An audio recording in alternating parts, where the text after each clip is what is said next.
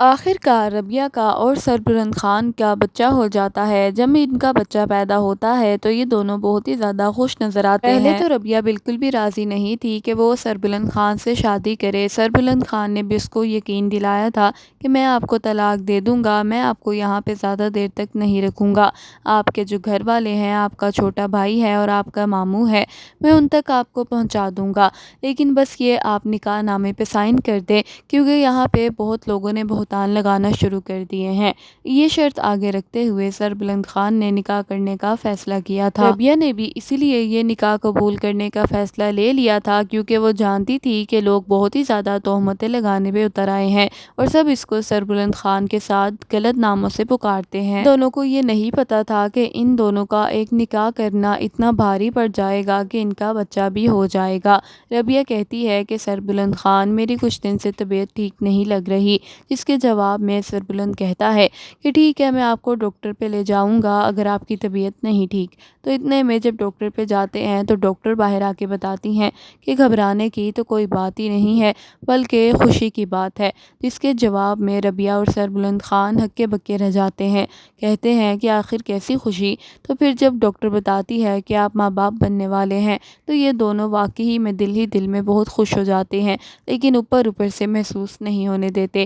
خیر، سربلند خان ربیہ کا ہاتھ پکڑتا ہے اور اس کو گھر پہ لے آتا ہے۔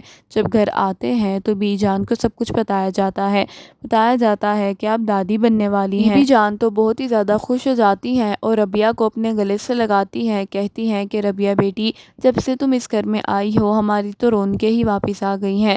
جس طرح سراب لالا نے ہمارا گھر برباد کر دیا تھا، اس کے بعد لگتا ہی نہیں تھا کہ یہ گھر کبھی آباد ہوگا، لیکن اب جو تم ہمیں خوشی دینے والی ہو، یہ خوشی سارے غموں کو بھلا دے گی۔ اتنے میں ربیہ بھی مسکراتی ہے اور اپنے کمرے میں چلی جاتی ہے۔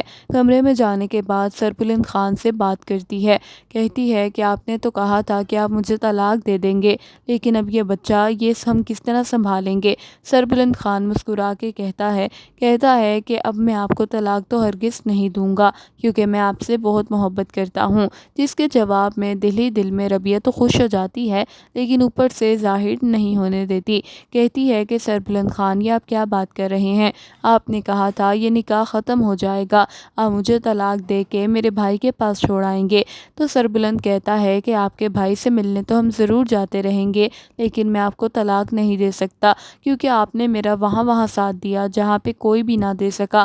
آپ نے میرا اتنا خیال رکھا، اتنا کہ میرے اندر سے گولی بھی نکال دی تھی۔ آپ کے اتنے زیادہ احسان ہیں میرے پہ، کس طرح میں آپ کو طلاق دے دوں؟ اور سچ بات بتاؤں تو مجھے آپ سے بہت محبت ہو گئی ہے۔